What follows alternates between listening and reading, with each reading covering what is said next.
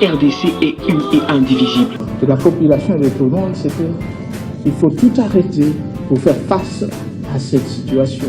Et que nous ferons de cette terre richement bénie un réel havre de paix, de prospérité et de progrès social.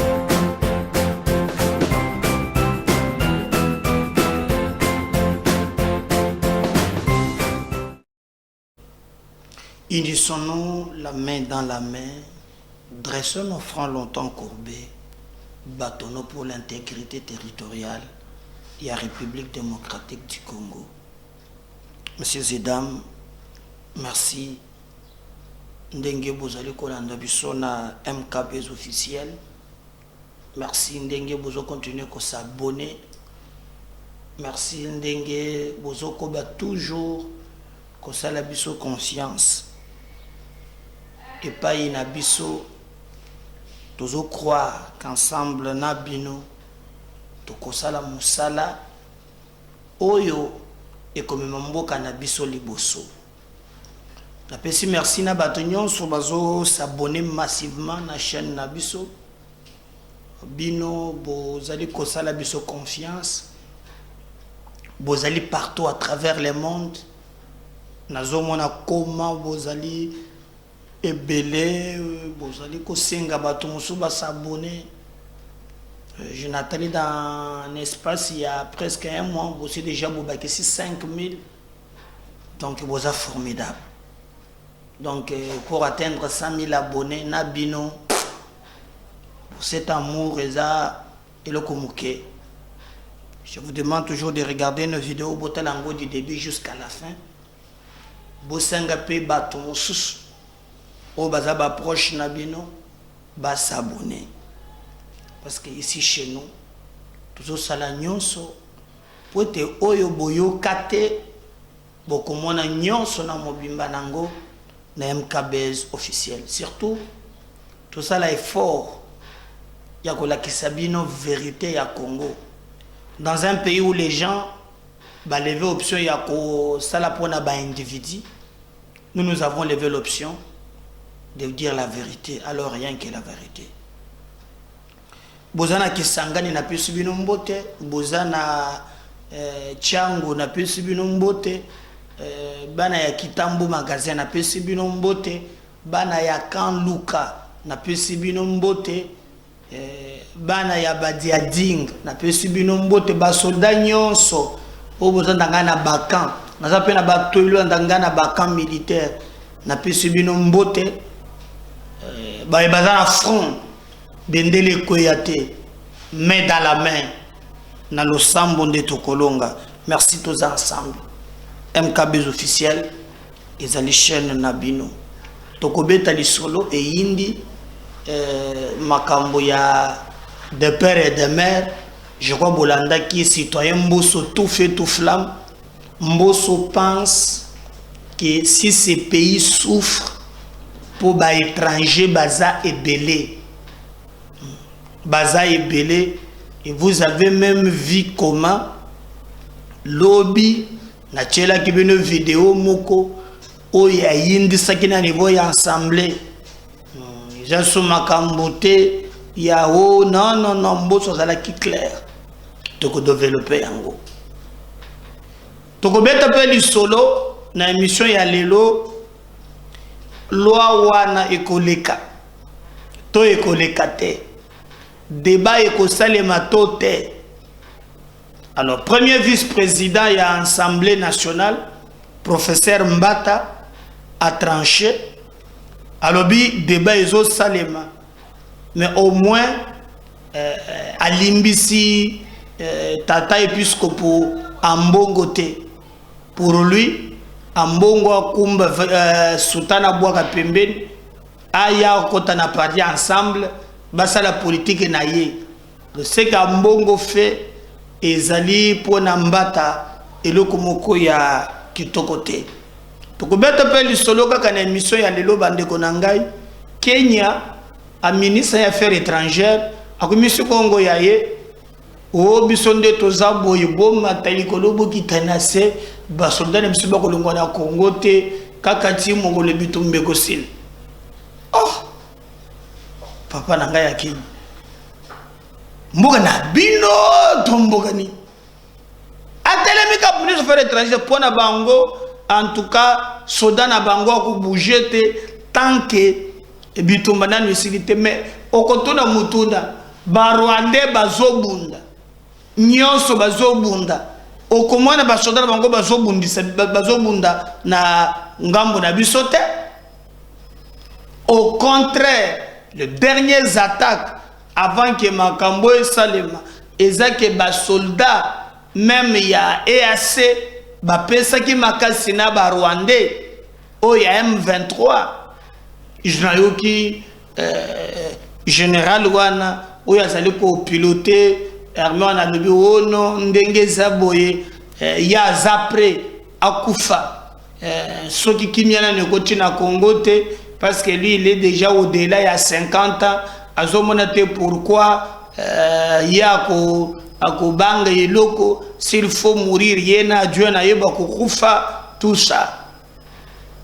Donc, Kenya Lobi, Bomata, il y a sa amitié nanko, attiré na Congo libela, Azomonate et Loko nini, il y a Kokinde et Kobanga. On observe, on regarde. Tout le monde a ndengeni ni makambo makolika. Andeko nanga tokobeta pe solo na émission mokolo alelo processus électoral esengeli boye bake seni a fongolaki ba porte ce qu'on appelle ba porte ouverte ba tobayaki a échanger na bango a expliquer bango esika processus est commis ndenge bakosala musala na ndenge makambo ekozala comme Denis Kadimazate muntu zalaki sur place ezali Manara Didier oyo azalaka muntu ya PPRD premier vice-président muto yambaki bato afungolaki ba port bato bayaki kosolola kuna basali oyo ba kokaki ko expliquer bango ce qui processus électoral et commis na niveau nini. Alors, Batou Mingi, Bazo douté, mais pour la CENI à lobby, élection, Ekosalema, na 2023. Kakana, ba info sengeli boyeba, Delice Sanga, Abimi, à lobby ke bakangi batonaye, na Kananga, parce que Batouana, bakangi bango na makambo moko ya politique, pour lui, ndeko moko azalaki na radio alors babengi balobi ke Delice Sanga zangolé alors yepa ya lobi yenda zangolé te Tshisekedi muntu aza soki angolé soki ndenge nini epeli moto tout ça c'est le Delice Sanga bakangi bato na ye alors alobi c'est un régime incompétent un régime ya boye il a dit beaucoup de choses alors il n'a même pas Kozoatan Yakopé Missa. Alors, Troye Bangoka l'émission Mokolo Alelo. Cour de cassation et s'est déclaré qu'ils allaient incompétents Yakosam Missa Matatamponyo. Alors, Biso Tolobaki Yango Awa. Tolobiki Matatamponyo. Bakosam Missa ye comme sénateur te. Yé azali obligé. Basambisa ye na niveau ya cour constitutionnelle parce que wana kuna nde bazali ko sambisa pona ba infraction kuna soki batindi ye bagende ko sambisa comme sénateur alors tomoni cour de balobi ke non bango bazali incompétent ya ko sambisa ye maintenant traitant ba agitation bomonaki ye moko azalaki na plateau ya France 24 matata mponyo mapon alobi makambo ebele ndenge basangani kuna alors que les vrais boss ya eloko wana ezali Moïse Katumbi alie munoko na oyo etali mayematali candidature na bango commune de l'opposition balobi nana bakomi na ordre du jour te mais bakoya kotia yango donc matata mponyo nyonso ya sala wala bapesi sama lokonde occasion sama toka na yo na yebisu yo toka na yo pour après mu dans biso azate dans na Congo ko soit premier ministre Zoua kota na jekabino zoua kende koda zoua fongola ta ko faire banque centrale benda na yo. Je n'ai jamais vu un pays pareil. Donc mon tour ko sandi ça y était. Nete ba sami nete ba chiba ba vient episode Bruno chiba la nzenze via limwa ka boy. Pare ne mo ko zakina lemba wala soke sesili soke ndengeni. Donc c'est que ce premier ministre na mboka ya Congo zoua na yo muto ko sambisa yo azate. C'est ça le message qu'on donne. Comme justice oyo na sena bisaki bino ke kataka ba tout souffle pour soki uchango na mutu mingi oyo kozoa vertige na yo muko kamwe o comprendre tendingi ça. Comment quelqu'un bukangalonzo zairinisation makambo bele nyonso esalami wana. Et comme ça on va dire que moi sambisa ye ezate. Alors l'image qu'on donne c'est que on consacre l'impunité. Donc quand on est premier ministre, donc tout est permis. Même président de la République, lorsqu'il y a un exercice, Assumbi Congo non, il doit toujours ça là. Moi le lenge ya koke non. Naza na fonction comme président, mais il y a ce qu'on appelle devoir, il y a redevabilité. La redevabilité fait que mon toit à la limite, aide ce peuple ce qu'il a fait. Quand je vois tous ces gens, ils ont pu s'engager, motema passe, ils ont pu s'engager, motema passe. Nous continuons à travailler. Le plus important que le Congo gagne parce que Mboko Ibako Peleki est belé. Tobeta le solo, je crois que Bolandi Makambo Yalo Atiani Ezope la moto.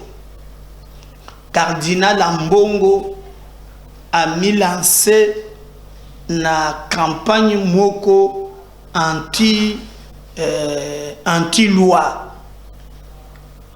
Il a dit beaucoup de choses jusqu'à insulter même les députés. Les députés ce sont des petits sorciers. Tout bando qui a miqué. Alors, je me suis dit, est-ce que Zakaka yemoko pour alingi loi ou bien mutumoko batamisima oyo azotinda ye aloba oyo azoloba wana. Pour que Mbosso Achaki na monokota lobby, les autres utilisent l'église. Les autres utilisent l'église pour na le besoin na bango. Pour même insulter. Alors que Dieu est amour. Dieu n'aime pas les insultes. C'est là où j'ai compris, c'est que Mbosso a zappé na ba élément. Il y a que Tato Katumbi Kamati église en otage. Alors, Mbosso Azalaki modéré, Montoye pour répondre, maintenant ils allaient prof Mbata. Prof Mbata, alobaki na niveau d'assemblée que loi est qu'on a débattu, ils allaient comme bien comme mitunate. Dédé, il n'a pas aimé l'attitude qu'affiche Cardinal Ambongo. Lors d'une émission, Oyo a accordé parole na Christian Lusakweno, professeur Mbata fustige les comportements Oyo Tata Nabiso Cardinal Azanango. Et il a même dit, Mbosso Salaki son comment Mbata sali sondage, aïba catholique bazoé même nanda kunaye baza papa bois aligné biso tolingi to voter te mais ba catholique ba ko voter ndeni professeur bi peke non ce sont les députés ba to ba ko voter kon mais ba catholique balandi est plein balandi est plein balobi vraiment esengeli kaka ba voter loi wan c'est que selon lui Onyonso bazolo matan ça n'engage pas l'église catholique, s'engage B. Mokolo Malobawana à Mbongo. Et il a dit, Bango bakozonga simate, pour makambo ya mubeko, ezaba prérogative législative. Comme si pour dire, je crois que Malobawana, nani aloba pe yango, mboso aloba yango na safu. Le bagage soki collègue oliaki mbongo ya bato kendo zongisa pour biso awa toko débattre. Et ça na même logique pe oyo professeur Mbata azo salela yango bandeko na ngai nako bien que ça vidéo était za audio bokolanda professeur Mbata ce qu'il a dit vérité sur loi Tiagne boyoka ndenge nini makambo eleki et que vérité ekotika la vérité. Donc jour wana nazomona comment parler du peuple kozala inondé bato bakoya donc ekozala opesi mbwa aboyi. Donc attendons voir ce que ça va donner, mais déjà tension ezali baza contre baza ka ko menasaka bato bato mususu lukuta eleki o ekokabola moto ekopela. Alors professeur Mbata Toyoka, on va revenir juste après.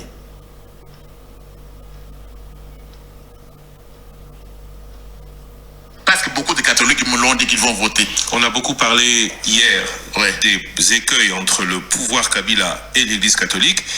Depuis, les tenants de l'ancien pouvoir ont dit regretter. Aujourd'hui, est-ce que cette tension avec l'Église catholique, le pouvoir actuel va pouvoir la tenir longtemps? Non, mais disons d'abord une chose, c'est une question importante, Christian.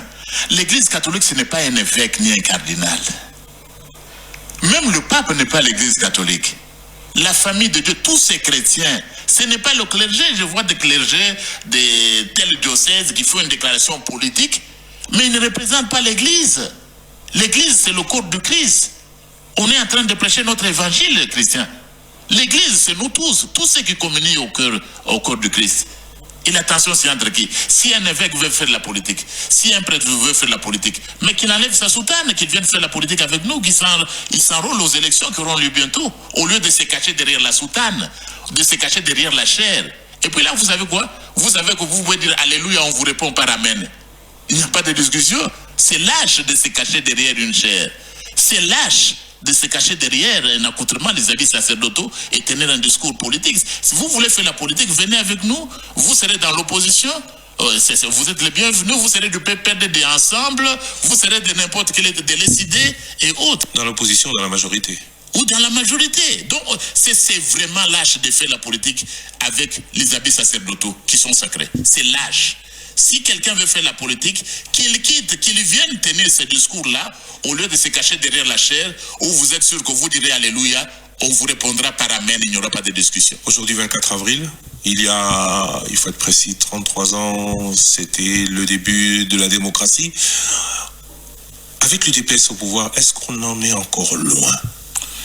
Bon, il faut dire, Christian, merci de rappeler la date, elle est historique, le 24 avril. Grâce au combat de l'UDPS et de Tiens Tshisekedi, les choses ont pu changer dans ce pays. Et avec l'UDPS au pouvoir, nous sommes sur la bonne voie. Évidemment, beaucoup de choses restent encore à faire. Mais comme vous le savez, le président Félix Tshisekedi l'a dit, pour nous, c'est l'état de droit. L'état de droit est l'une de nos chevaux de bataille. C'est notre cheval de bataille en politique. Donc, c'est bien de rappeler cette date historique, que si nous sommes aujourd'hui, si nous jouissons de cette liberté d'expression, Si nous jouissons, nous parlons des élections libres et transparentes, et du droit, du rôle des partis politiques, même de l'opposition, c'est grâce au combat mené par plusieurs compatriotes et d'abord par l'UDPS, Étienne Tshisekedi et ses compagnons. C'est pourquoi Étienne Tshisekedi, comme Kimbangu et d'autres, les Kasavubu, ils méritent d'être proclamés héros nationaux dans ce pays. Compatriotes. Je crois que Wana Bolandi, Ezali, professeur Mbata, professeur Mbata, donc Azakler, je crois Bolandi. Bakoyoka, pour les gens pensaient que nous, Ndenge Ezali Wana, Bakoyoka, Bakoyoka est le côté. Pona bango nini wana ekoleka pe débat ekosema niveau ya parlement ambongo alongo la sultan atika ko batama aya basala politique pour lui ko batama wana ezali malamu te Mbosso pe tokolanda pe Mbosso de son côté citoyen Mbosso amoni ke mboka eleki cause à l'infiltrer. Lobi n'a pas message nabino non. Il répondait na bandeko bazobo ya proposition ya loi ya Tiani entre autres même bakabilistes. Alors c'est déjà et le contraire parce que lobby awa avant Tshisekedi aza na pouvoir bangonde balakisi biso comment danger ezali si Katumbi devenait président. Et ils ont voulu montrer aux gens que non, il n'y a pas un danger tout ça. C'est comme ça que Mbosso a bandit qu'on rappelait des faits historiques.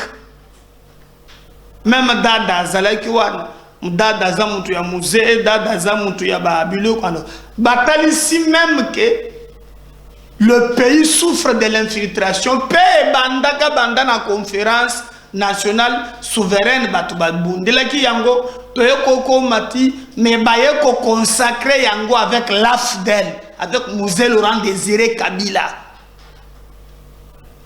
Bakasaki Mobutu akei nde babenga kango soki liberté ezongi nzoka kokota ya mboka nyonso na bumbu yango wana.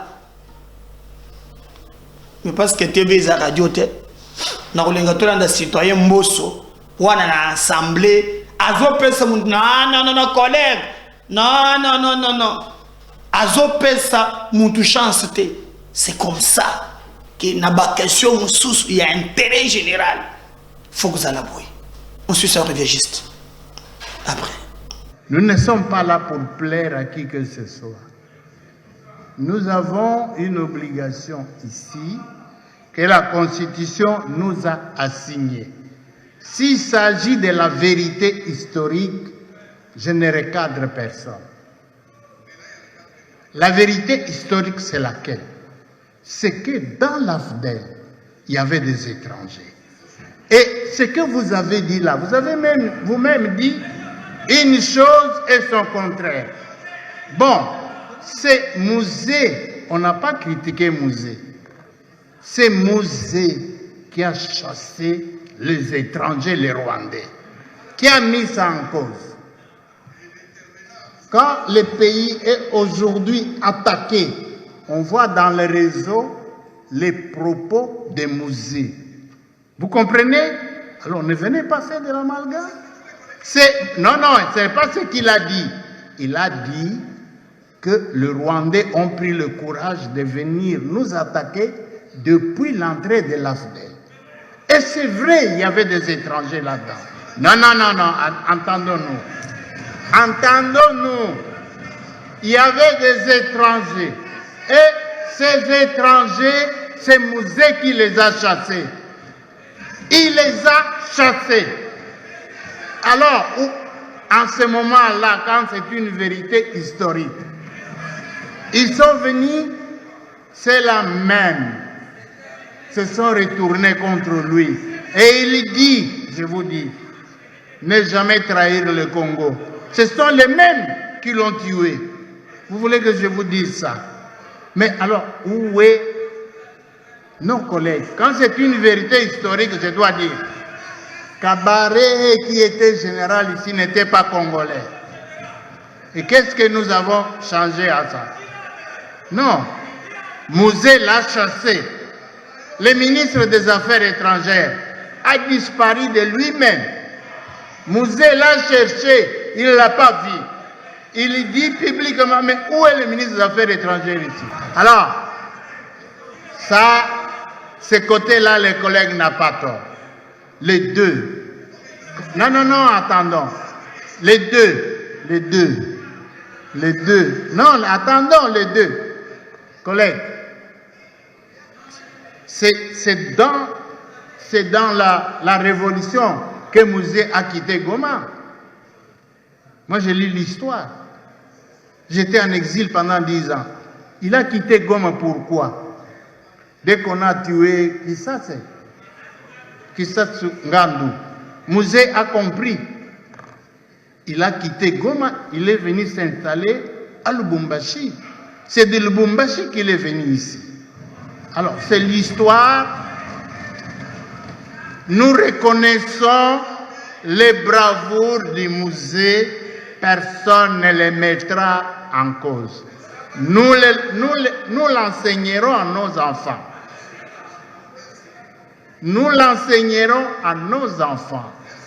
C'est depuis la mort de Lumumba que tout jeune que Mouzé est allé en rébellion. Voilà, moi je l'ai vu ici à la conférence nationale. Moi, je l'ai vu ici. Par après, il était parti. Depuis lors, il n'est rentré jamais ici. Non. Alors, le deuxième point. Entendons-nous, pas d'amalgame. Deuxième point. Vous parlez du président Kabila, qui a cité les noms ici. Qui a cité son nom? Non. Écoutez, on ne va pas mettre en cause ce qui a été fait pour ce pays. On n'est pas là pour ça. On n'est pas là pour ça. Donc, collègues, je vous en prie, suivons bien les interventions des collègues. S'il faut recadrer, on doit recadrer. Mais s'il n'y a rien à recadrer, il n'y a rien à recadrer.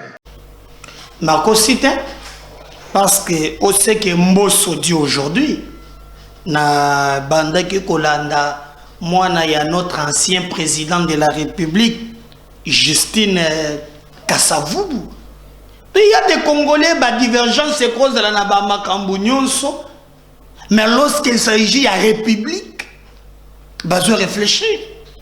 Moi, il y a Mokonzi Nabiso ya Mboka, il y a Kala Justin Kassavubu.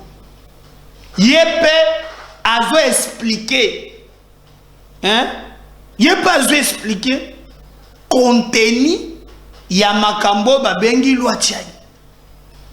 Elle explique. Elle nous montre comment Plan Ezali, en tout cas, bien que Najango par audio, je vais vraiment vous laisser suivre. Boyoka, Makambo Mboso Alobaki, Naoye Pazoloba, Pona, Bapaya Lokolo Amboka Nabus. On suit ça. On va revenir juste après.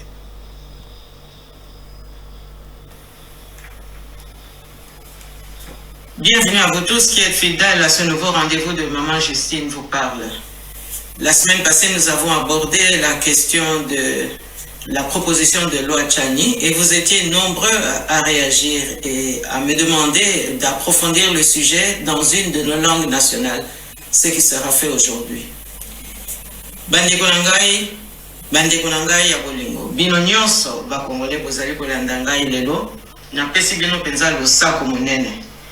Ya liboso na lingi na yebisa bino proposition ya loi Tchani oyo na kobetela lisolo lisusu lelo na kamwa mozindo esengeli toyeba nano mpona nini tokomi na situation wana. Boyebi ke na bambulu eleki ntango babomaki Laurent Désiré Kabila, communauté internationale ayaki noki na Sun City recruter ba classe politique na biso, mais na koyebisa bino déjà que volonté ezalaki wana po ya kosala coup d'état oyo tomonaki parce que ezalaki coup d'état mpona kotia mopaya akamba mboka na biso elingi koloba ke infiltration na occupation ya mboka na biso ebandaki déjà na balogique wana donc petit à petit baarrangement nyonso wana il fallait sikoyo econtribuer mpona kotia mobulu na mboka na biso mpe mpona koinfiltre mboka na biso mpe mpona koorganize na nsese génocide ya peuple congolais. Alors, plan Ango ezalaki plan il y a 30 ans pour permettre Kagame oyo bazalaki ko soutenir la communauté internationale akoka kotia penza déstabilisation na mboka na biso oyo boza komona résultat lelo. Alors, tokomi lelo yo na situation oyo ndenge nini. Tokomi wana pamba te trahison ezalaki mingi na kati na biso moko mais ba mususu be bayebaki ke tozali na mboka na biso na bapaya et que tokoki ko continuer ndenge wana te. Ba mususu kutu na campagne électorale en 2006 bazalaki ko dénoncer likambo na balobi mais entre soso na ndenge supposé que ndenge ezali mopaya ko eza kokama mboka boko pona nani ba mususu bazalaki ko symboliser ndenge wana. Donc ça veut dire que depuis longtemps toyebi ke mboka na biso bapaya bakota mais complicité ya biso ba congolais ndenge toyaki penza ko accentuer problème wana. Alors peuple congolais lelo bo banga te naza koyoka vraiment mindondo ebele boswa lipe mingi ekoti pour la proposition à loi Tchad mais proposition wana elingi koloba nini elingi koloba ke mpona to récupérer mboka na biso mpona kosukisa occupation esengeli to rattraper bafonction régalienne donc bafonction oyo epesaka mpenza elembo monene oyo elandaka mpenza mibeko ya mboka constitution ya mboka protection ya mabele na biso c'est-à-dire mabele ya bakoko na biso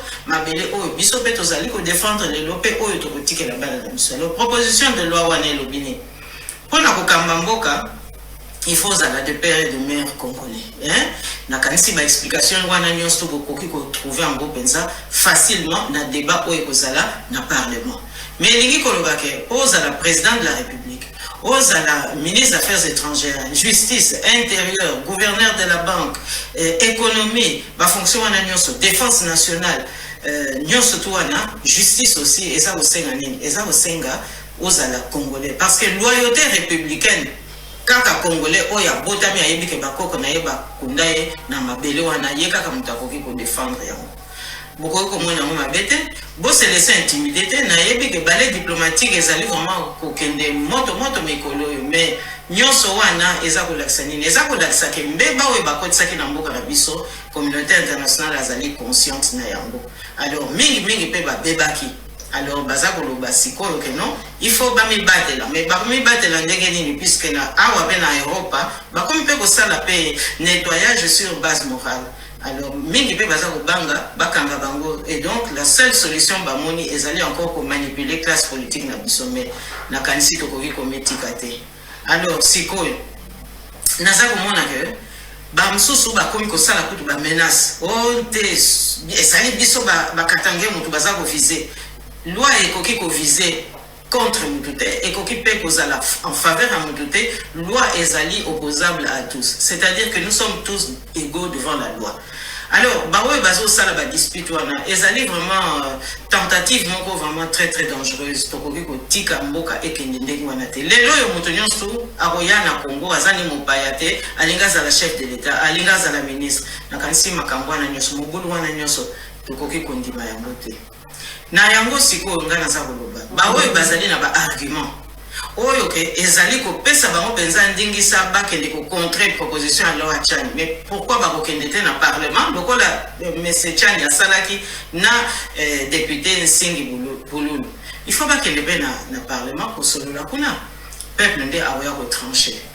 Alors oyo ya komema mobulu na libanda ya parlement na kanisi vraiment ezali irresponsable. Alors na yo kipe monseigneur Ambongo ye pa bimi atiki na église na ye akena nziko kokota na politique pona koloba ke ba oyo balingi bazongisa ordre na mboka balingi bazongisa souveraineté na mboka na biso na masolo ya discussion ya proposition ya loi Tchani bazali ba apprenti sorcier mais apesa ko kamisanga peso pesanga mawa mingi mokambi ya nzambe penza papa wuti awa kala mingi te na mboka wana alobi nini alobi ke peuple congolais azali kola diamant il faut que protéger il faut que respecter mais sikoyo cardinal Ambongo azako ya kolobo non bawe balingi batosa mibeko tata nzambe ezali ba apprenti sorcier nakanisi langage wana en tout cas eza kopesa biso ba interrogation mingi par rapport à intégrité et morale ya yemoko tata Mbongo. Alors nakanisi pe na nyonso wana tokoki koloba kaka likambo moko. Peuple congolais pouvoir eza na maboko na bino. Mutu moko abangisa bino te. Mutu moko pe alendisa bino te.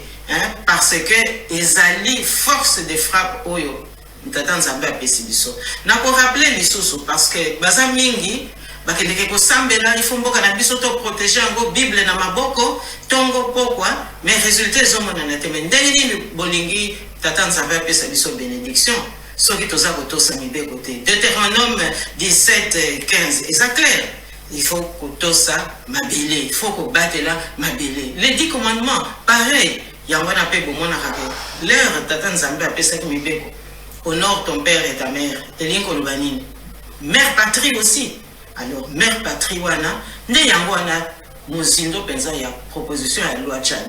Na sengi bino peuple congolais, botelema, bo hésiter te.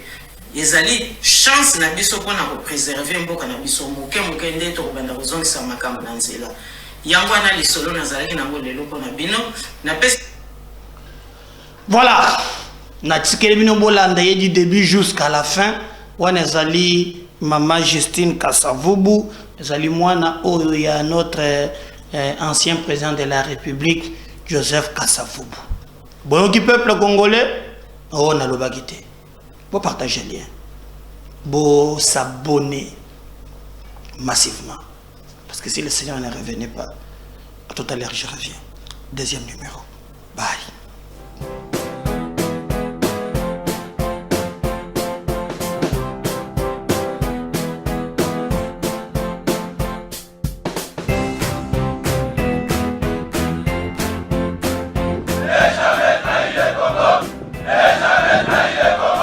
La RDC est une et indivisible. De la population de tout le monde, c'est qu'il faut tout arrêter pour faire face à cette situation.